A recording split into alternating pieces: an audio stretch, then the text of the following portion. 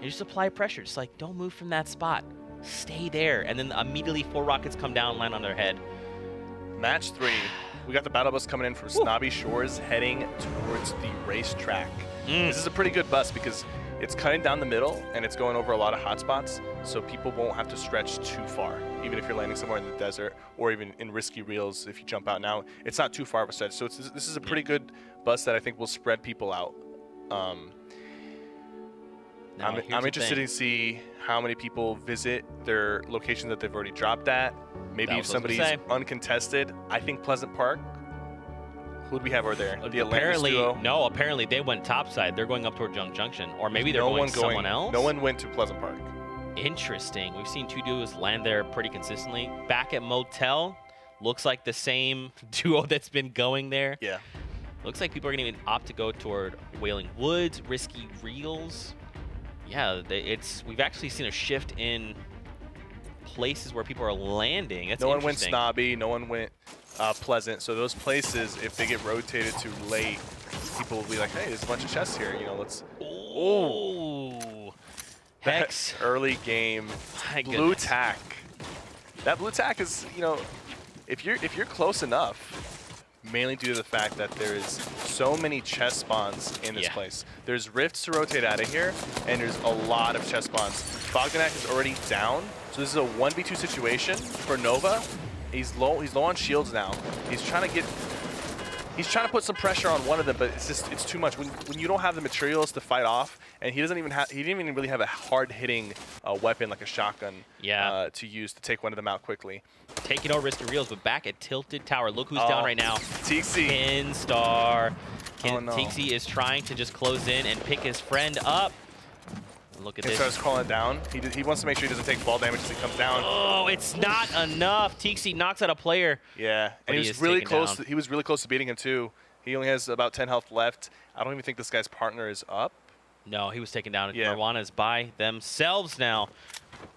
They're just making the road. They're like, look, let's just start rotating over to the safe zone.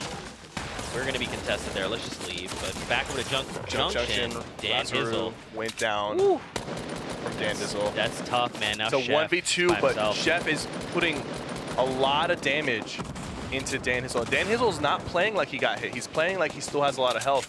And that's kind of how you have to go about it, because if he starts playing weak, Chef is going to be like, okay, this guy's weak. Maybe I can get close. Maybe I can take him out and then make it a 1v1.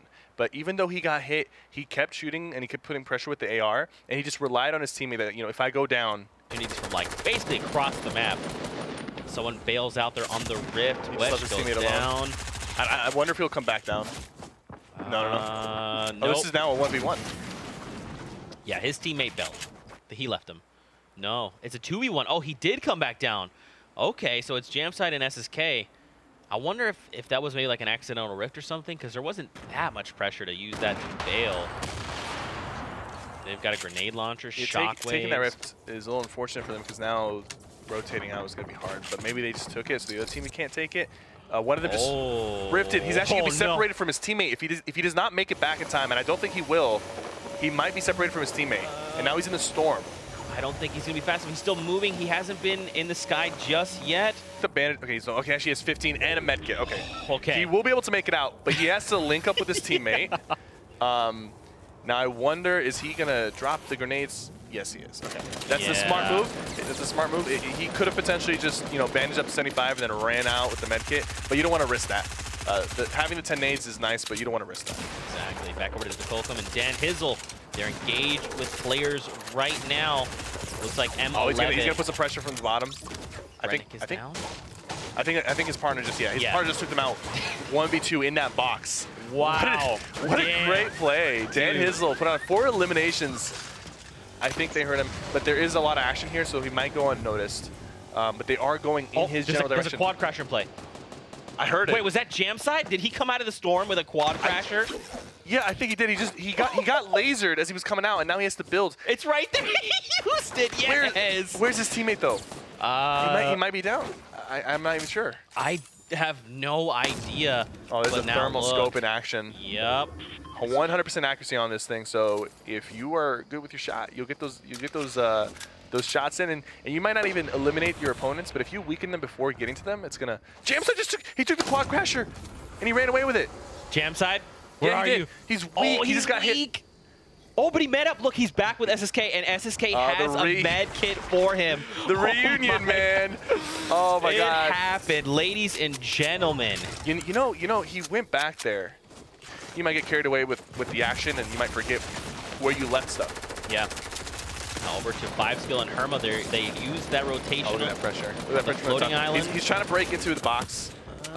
His partner is going up the side, but he noticed that, so he's going to deny him the high ground, and he's going to make sure that he stays on top. So good on him not tunnel visioning. Look at that.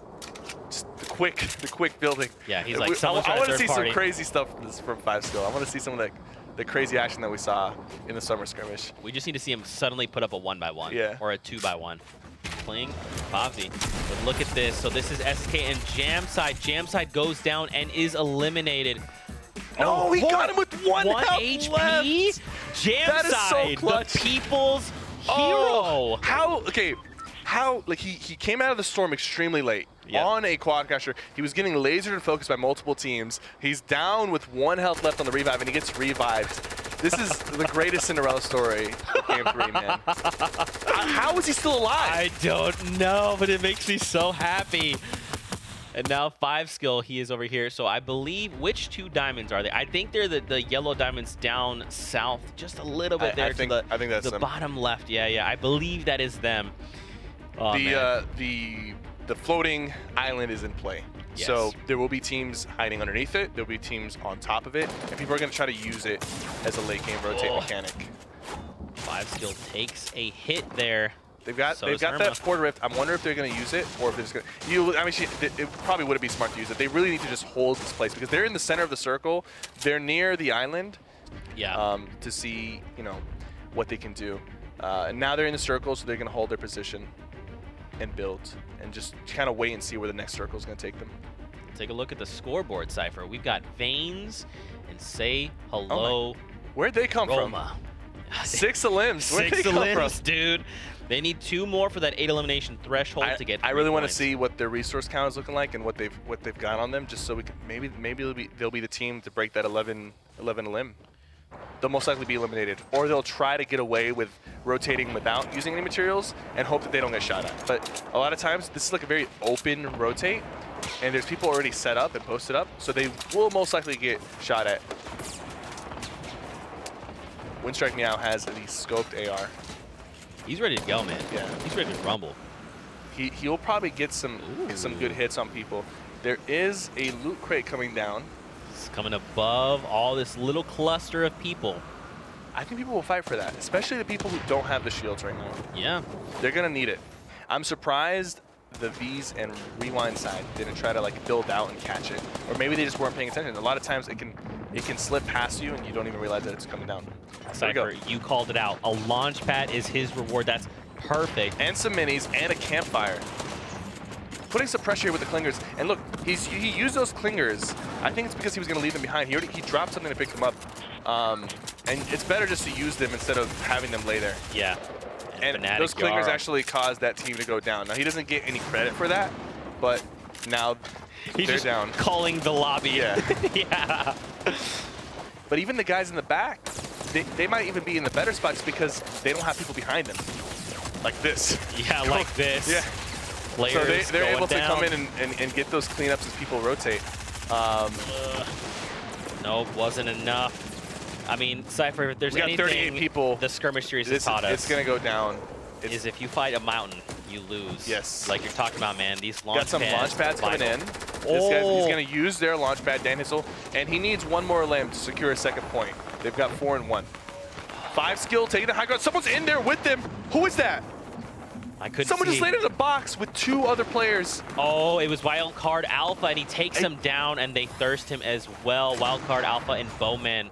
They take down 5skill. He's by himself. He was by himself. Has the high ground, but yeah, 5skill unfortunately landed with them. And these guys, you're out of mats. You can't build up the hill. It's over. I mean, he just stopped moving. He gave up. He's like, okay. He's like, I'm not gonna make it up. It was a good run. I'll see you guys back in the lobby. Fnatic, Jarl, and Beehive have a good high ground, but look, there's only a couple things holding up at the top. So if somebody tries to contest that, it could get ugly. And you'll notice the second circle is moving far into the circle, and it's moving towards the island. I wonder if the circle right now is big enough that you could clip the floating island vortex and use it to get high ground. That'd be very interesting. I've never seen that happen before, but that'd be very interesting. Oh, they're coming down. They took a little bit of storm damage. Unfortunately, their rotate was a little bit late. What they're doing here is really risky because you're going down the hill, so the high ground is actually getting higher and higher as the circle rotates, and any mistake where you fall down will cost you a lot more health, and at this point, it's going to be lethal. They're just making the choice here to dive straight down. I think low ground is the move in this situation. Yeah, especially, I mean, if teams are getting high ground, let them have high ground. Let them waste the mats. Don't fight over it, because you need to see where this next safe zone is. This is going to determine everything. And now here we go, Cypher. We're about to get the new safe zone. Who still has the high ground? I wonder if Beehive and Spartan still have it. There's some pressure. Oh, they need to go Moose back. Pablo by himself on the top right now. He's got bandages. That's about it, though. That's about it. I wonder if he'll get shot down if he attempts to heal through this. But no, actually, this is not even the final circle. The circles, he can move even more. So if he doesn't have the resources to move, he will go down here. And those guys at the high ground, oh no. Oh, SSK goes down. Jamside trying to lock it up, but it's not enough. Will he be able to pick him up? Blacks out and Matt's. I don't think he will. No. The storm is going to be moving in a little too fast. He'll try to leave some space for his opponent, for his partner to crawl through, but I don't think it's looking good. Yeah.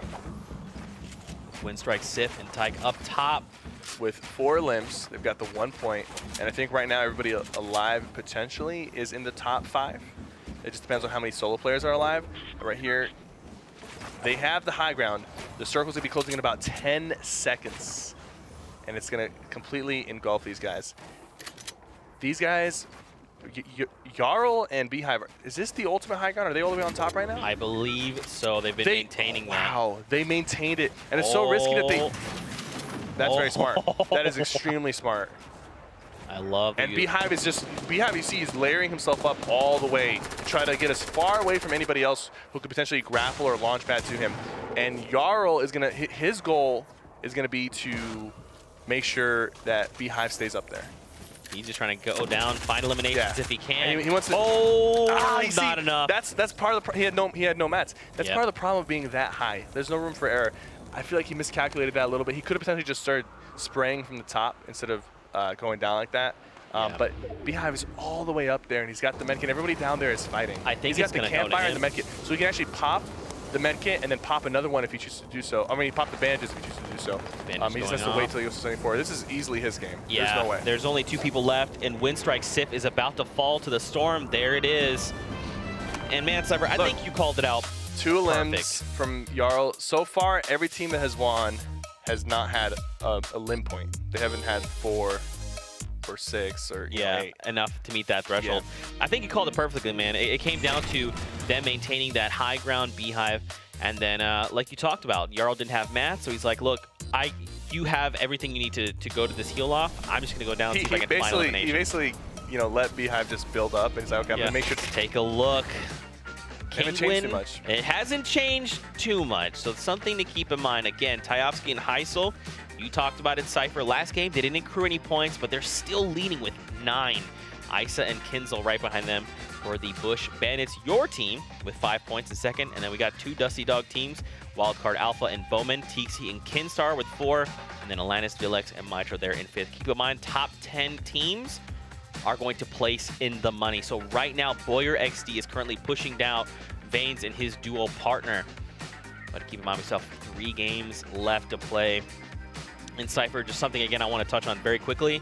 The points, they're still super close. Even 1 point could take someone like Dan Hizzle from 2nd up into top 10. And look, now we're starting to see these points spread back out throughout the remainder of the leaderboard. So we've got 3 games left to play. You got to hope that... We'll definitely see some jumps. Some people who are at 1 or 0 or 2 points, they'll have 1 good game where they pop off and they'll jump up. And in that situation, you want to make sure that if you are in the lead right now, you've cushioned yourself enough that if somebody does have a good game, you'll still be on top of them.